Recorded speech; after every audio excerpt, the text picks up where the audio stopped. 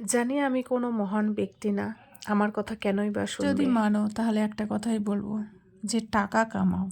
জীবনে কিন্তু কোনো সম্পর্কই কাজে আসে না বিপদে কিন্তু পড়লে। তোমার টাকা যদি থাকে, বিপদে তুমি উদ্ধার হয়ে যেতে পারবে। আমার লাইফের বড় একটা ধাক্কা ছিল এটা। ওর পক্ষে খুব একটা সহজ ছিল না একা মেয়ে ছেলে হয়ে এই কাজটা করার, কিন্তু মানুষ বলে না, বিপদে পড়লে ভগবান তার পাশে থাকে। মালদা সদর থেকে বন সই করিয়ে একা অ্যাম্বুলেন্স ঠিক করে এইখানে নিয়ে গেছিলাম। কিন্তু জানতো যে আমার বরের অ্যাক্সিডেন্ট হয়েছে, কারণ আমি ভিডিও করেছিলাম, কিন্তু কেউ অ্যাম্বুলেন্স ছেড়েই দিবে তার কিছুক্ষণ পরে আমার মা আর দিদি এসেছিল, আর ভর্তির দিন দিদি গেছিল। নার্সিংহোমে ভর্তি করে দেওয়ার জন্য আমার পাড়ার একটা দাদা ঠিক করে দিয়েছিল, তাকে অসংখ্য ধন্যবাদ প্রণাম জানাই আমি। আর যেদিন অপারেশন হয় সেদিন আমার দিদি গেছিল, আর সমস্তটাই আমি একা হাতে করেছি। আমার জীবন না খুব একটা সহজ না, জানো তো, ভীষণ জটিল। তোমাদের একটা কথাই বলবো, যে কারো থেকে না হেল্প নিও না, কারো থেকে না কিছু চেয়েও না, পরে না তোমাকেই কষ্ট পেতে হবে। ওই জন্য বলে না, কারো থেকে বেশি কিছু আশা করতে হয় না। আর এই দিনটা সত্যি আমার কাছে একটা